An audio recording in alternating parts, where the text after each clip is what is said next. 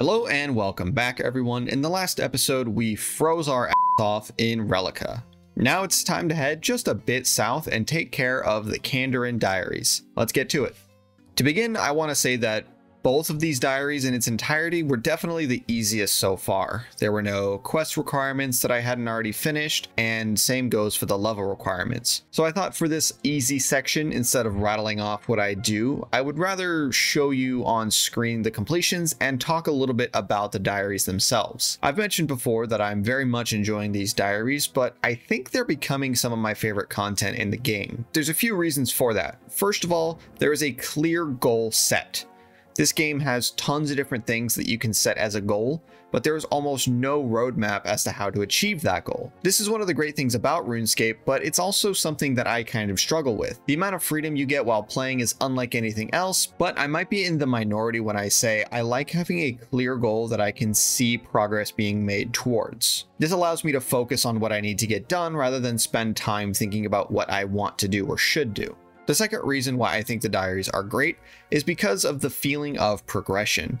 In a game where levels and progression are very slow at times, these diaries let me feel like I'm actually making progress at a pace that is reasonable. I understand that I'm only scratching the surface with these diaries, but that's okay because the progress that I felt currently was going to sustain me for the other diary entries, and I'll be more equipped to do so when they get more challenging later on. One thing about RuneScape that may be daunting for new players is the leveling and progression progress. If you look up a guide for something like the fight caves, you're going to see all of these different levels, as well as the different equipment that you can't even dream of affording yet, and it can be a bit demotivating. With the diaries, sure, you're not going to be getting amazing gear, but you're going to be getting very useful items along the way, and you are being introduced to the game in a more beginner-friendly manner, which is something that I think this game doesn't have a lot of and could really benefit from. The diaries let new players explore all the different skills in the game, as well as a ton of different areas in the world. I can't tell you how many times while doing them, I've looked up a specific name on the map and went like, oh, so that's where that is. And that's all thanks to the diaries. The diaries are a great set of goals for new players to take on, and I think it should be talked about more when it comes to new people entering into the game. I think it's a great way to introduce people and get people started with actually playing RuneScape rather than just dropping them in. But I understand that the appeal of RuneScape is that open world. With that little soapbox speech completed, the easy diary entries are done as well. And we get this odd looking helmet as well as all of these other rewards. Back to your regularly scheduled programming. Okay, let's dive into the medium diaries. I have to complete a lap of the Barbarian Agility course. I don't think I've ever seen another soul in this area. I assume this is older content and other agility courses have been released since then and they were just better in that case. But I completed a lap and I got the diary done. Now I have to complete a super anti-poison from scratch in Sears Village. So from scratch, does that mean I have to grow everything myself? Surely not, right? Well, I'm gonna check my bank for the supplies. I need unicorn horn dust and a irit leaf. Why does no one stop me? Okay, here goes nothing.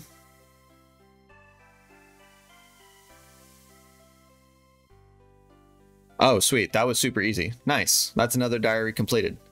Well, well, well. If it isn't my good friend, the grappling hook. Okay, so I need to grapple from that obelisk over there and make it to this tree right here. That's the Taverley dungeon. So we enter into there and then we leave because I forgot the key.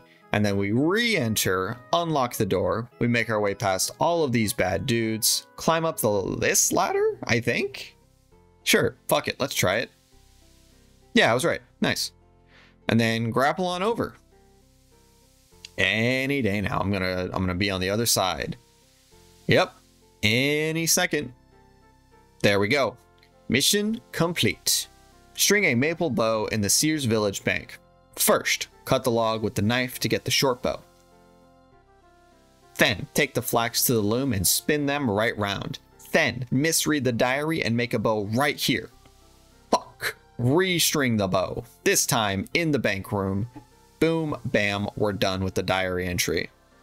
Gonna pick some limpwort root, and lucky for me, I planned ahead, and these bad boys were planted earlier just for this moment. Aren't y'all proud of me looking ahead, just not wasting time? Please say you're proud. While looking through the list of things to do, there was one that stood out to me that I knew I was going to save for last, and that is to clear a wave of Barbarian Assault. Hey tier list, it's been a while, how you doing? So before that, we need to steal from this chest in Hemister. I didn't even know this area had a name. Mine some coal from these rocks by the coal truck. Perfect, all that's left is to take on the Barbarian Assault. Now I want to say something first real fast. I did look up a guide on what to do, that way I wouldn't fuck over my team entirely. For those unfamiliar, Barbarian Assault is a team-based minigame where you and 4 other players must defeat waves of monsters by performing different tasks based on the role you are playing. This culminates into a final wave where you defeat what is called the Queen. There are 4 different roles in total: the attacker, collector, defender, and healer. The attacker kills specific monsters generally with range. The collector collects any eggs that drop off the monsters on the ground and puts them into the cannons. The defender lures other mobs to this trap and then kills them, where the healer poisons the healing mobs and heals the team. However, with all this information and watching a guide, I still had no fucking clue what was happening. I had no idea.